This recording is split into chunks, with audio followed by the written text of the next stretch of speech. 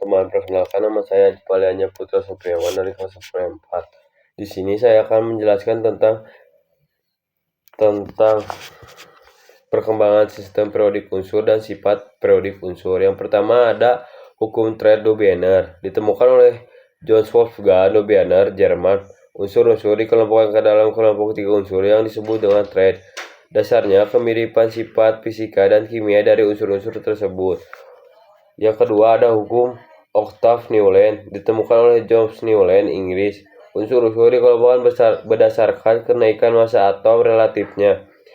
Unsur ke-8 memiliki sifat kimia mirip dengan unsur pertama. Unsur ke-9 memiliki sifat mirip dengan yang kedua. Sifat-sifat unsur yang ditemukan oleh berkala atau periodik setelah 8 unsur disebut dengan hukum Octave. Yang ketiga ada sistem periodik Moldev, sistem periodik pendek. Dua ahli kimia Lord Moyer, Jerman, dan Delphi Ivanovich Moldev, Rusia, berdasarkan pada prinsip dari Newland melakukan pengulangan unsur. Leuenmeyer lebih mengutamakan sifat-sifat kimia unsur, sedangkan Moldev lebih mengutamakan kenaikan massa atom. Menurut Moldev, sifat-sifat unsur adalah fungsi periodik dari massa atau relatifnya. Artinya, jika unsur-unsur disusun menurun kenaikan massa atau relatifnya, maka sifat tertentu akan berulang secara periodik. Unsur-unsur yang memiliki sifat serupa ditempatkan pada satu lajur tegak yang disebut dengan golongan. Sedangkan lajur horizontal untuk unsur-unsur berdasarkan pada kenaikan massa atau relatifnya dan disebut dengan periodik. Yang keempat, sistem periodik modern. Sistem periodik panjang ditemukan oleh Harry G. Mohley yang berdapatan bahwa sifat-sifat unsur merupakan fungsi periodik dari nomor atomnya. Artinya, sifat dasar suatu unsur ditentukan oleh nomor atomnya, bukan oleh massa atomnya. Yang kedua, ada sifat-sifat periodik unsur. Yang ke-1 ada jari-jari atom, adalah jarak dari inti atom sampai ke elektron dari kulit terluar. Besarnya jari-jari atom dipengaruhi oleh besarnya nomor atom unsur tersebut. Semakin besarnya nomor atom unsur segolongan, semakin banyak pula jumlah kulit elektronnya, sehingga semakin besar pula jari-jari atomnya. Jadi dalam satu golongan dari atas ke bawah, jari-jari atomnya semakin besar.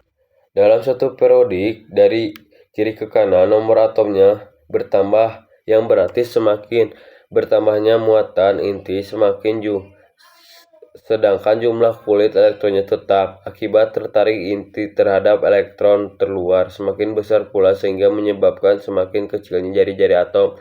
Jadi dalam satu periodik dari kiri ke kanan, jari-jari atom semakin kecil. Yang kedua, energi ionisasi adalah energi minimum yang diperlukan atom netral dalam bentuk gas untuk melepaskan satu elektron membentuk ion muatan +1. Jika atom tersebut melepaskan elektronnya yang kedua, maka akan diperlukan energi yang lebih besar, disebut dengan ionisasi kedua. Yang ketiga, afinitas elektron adalah energi yang dilepaskan atau diserap oleh atom netral dalam bentuk gas apabila menerima sebuah elektron untuk membentuk ion negatif. Semakin negatif harga afinitas elektron, semakin mudah atom tersebut menarik elektron dari, semakin relatif pula unsurnya. Afinitas elektron bukanlah kebalikan dari energi ionisasi. Dalam satu golongan dari atas ke bawah, harga afinitas elektron semakin kecil. Dalam satu periodik dari kiri ke kanan, harga afinitas elektron semakin besar. Unsur golongan memiliki afinitas elektron bertanda negatif kecuali golongan kedua A dan E. Keempat, keelektronegatifan adalah kemampuan suatu unsur untuk menarik elektron dalam molekul suatu senyawa dalam ikatan. diukur dengan menggunakan skala Pauling yang besarnya antara 0,7 keelektronan sampai 4. Unsur mempunyai harga keelektronan besar cenderung menerima elektron dan akan membentuk ion negatif. Unsur yang mempunyai harga keelektronan kecil cenderung melepaskan elektron dan akan membentuk ion positif. Dalam satu golongan dari atas ke bawah, harga keelektronan semakin kecil. Dalam satu periodik dari kiri ke kanan, harga keelektronan akan semakin besar.